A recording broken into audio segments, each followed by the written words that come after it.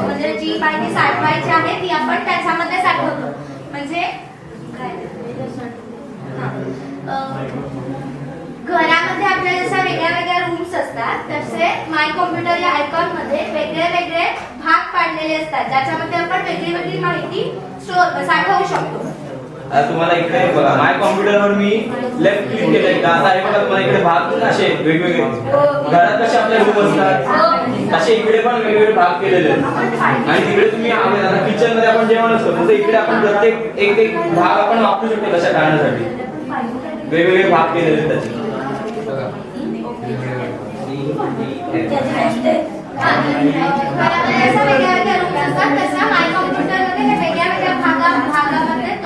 विभागलेला असतो.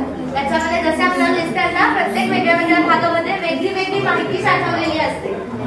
ठीक आहे, त्याला ड्राइव्ह्स म्हणतात. काय म्हणतात?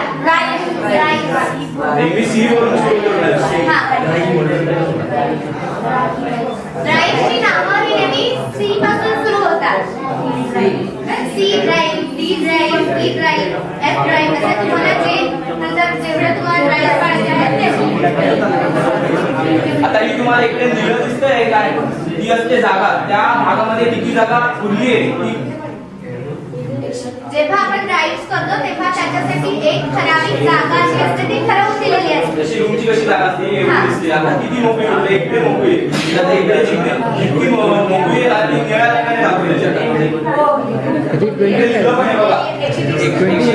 पूर्ण जागा आहे त्या भागाची हा एवढी खुली आहे रिकामी म्हणजे तुम्ही तेवढी भरू शकता त्या भागात. तेवढी माहिती तुम्ही त्याच्यामध्ये अजून